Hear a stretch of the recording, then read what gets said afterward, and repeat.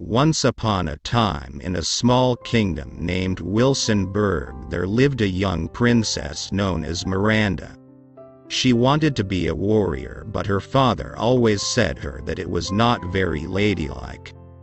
In her childhood, when all her friends played with dolls, she practiced to fight with swords. Whenever her friends asked her why she didn't play with them, she said, "I do not like to play with dolls like a small child. I'm grown up." At first, they used to like her, but gradually her friends started to avoid her as she never liked to play with them. But the young princess never bothered about all these, as she was busy in her own world fighting with swords and knives. She was the only child of the king and queen. They loved her very much, but they were also very worried about her because as days passed, she became more determined about her dream of becoming a warrior. On her 15th birthday, the king and the queen told her that she could ask them anything, and no matter what, it would be fulfilled. Princess Miranda thought for some time and then told her parents that she wanted to be a warrior.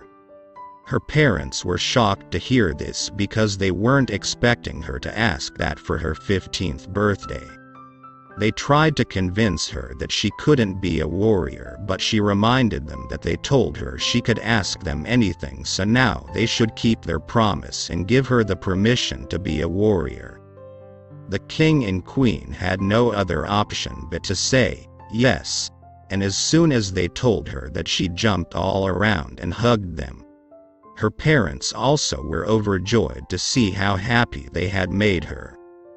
After a month, the king of Switzerland challenged the king of Wilson Berg for a war. Everyone in Wilson Berg was worried as the kingdom of Switzerland was more powerful than theirs. Now, Princess Miranda thought that she should also go to fight with the army. She went to her parents and requested them to grant her permission to join the other warriors. The king did not want her to go to the battle, but he also thought that she should go because it was very important for her as a warrior to fight in a war, so he gave her the permission to fight in the battle.